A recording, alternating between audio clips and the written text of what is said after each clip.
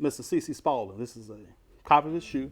And here it's used to sort of honor and recognize pioneers within the company. And it represents the many miles these men walked to create their Midas touch.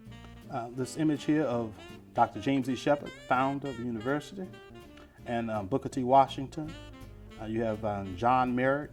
They helped turn a blank slate in the 1900s into what's now known as the Black Wall Street. 4 blocks in the heart of Durham, Paris Street served as a beacon of opportunity during that time. It drew both white folks and African Americans who came, who started businesses like the Dukes, John Merrick, Dr. Moore. People were creating themselves and creating new opportunities for themselves. Dr. Moore's office was in a building that was at the corner of the street down the way. Chuck Watts' great-grandfather, Dr. Aaron Moore, is one of the men credited with creating a thriving business district for the black community. They were business people who had a commitment to this community and did a lot towards entrepreneurship. With promise on the horizon, the pioneers of their time created North Carolina Mutual, plus Mechanics and Farmers Bank, and institutions such as North Carolina Central University. All the while, Watts says the segregation and tension of that era amazed people who visited Durham. In these businesses on one side of the street that are, 100% black, and on the other side of the street they're, employed 100% white. Documenting the history and heritage now hails with North Carolina Central's Andre Van.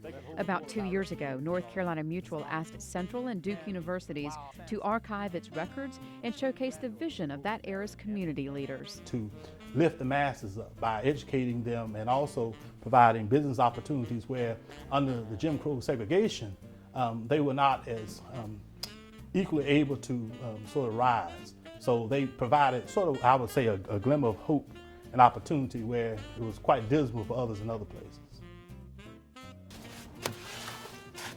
Preserving the past and focusing on the future is now a top priority for members of the Paris Street Advocacy Group. I think what needs to happen is that we need to continue to invest and invest more in places like Paris Street and think about better ways to tell the story of Paris Street and of Paris Street's amazing, profile and success. Stories that will continue to transform Durham for many years to come. Claudine Chalfant, News 14, Carolina.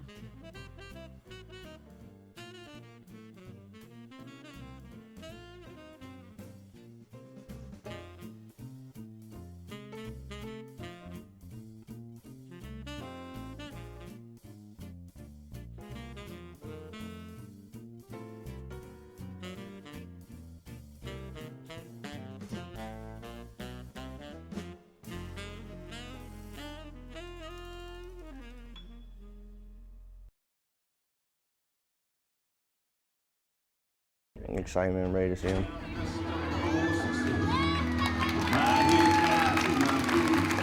Pure joy on the faces of 9-year-old Michaela Jernigan and her 8-year-old brother Austin as their dad returns home after a year-long deployment. Seeing them is something that Sergeant Michael Jernigan has been waiting for an entire year. It means everything to come home and be able to see them. His wife Joy set the whole surprise up at the school. I'm just ecstatic that it worked and that they didn't suspect anything and that he got to surprise them. Sergeant Jernigan has been in South Korea and will soon have to deploy again. 30 days just to make up for last year and then go do it again. It's the Army life. But the family will make the most of it while he is home. On top of a surprise trip to Busch Gardens, there are many plans in the works. Do the normal family things, go bowling, go to the movies, go on the trip to the lake, just the normal things that we don't get a chance to do that often. A fun-filled 30 days, but no one is looking forward to the day they have to say goodbye. Sergeant Jernigan says his wife's efforts keeps them close, no matter the distance. My wife does a lot of it for us. She holds us together. It's hard being apart, but it just makes when you see each other again that much more special. In Johnston County, Andy Madison, News 14, Carolina.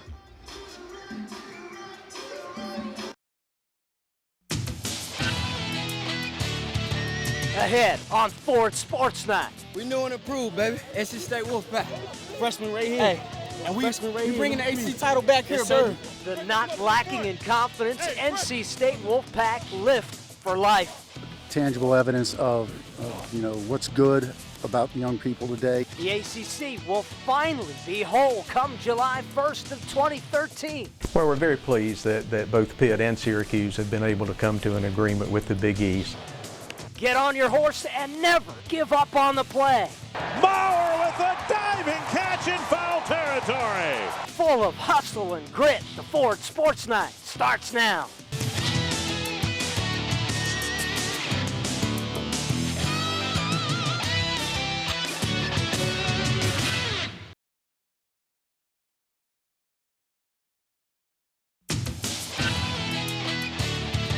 With the bell on the line, Duke and Carolina battle in Chapel Hill to finish the regular season. Meanwhile, the Wolfpack look buried, but somehow climb out of the hole to find victory. There's probably not a lot of people in the middle of the third quarter today, except those guys on the bench who would have believed. If you have character, you're able to withstand anything. Time for Davis, fires through the middle, yes! The Pirates forced overtime. Could they finish the job at Marshall? And Wake Forest is headed back to a bowl, but would they pick up their fourth straight win against Vanderbilt?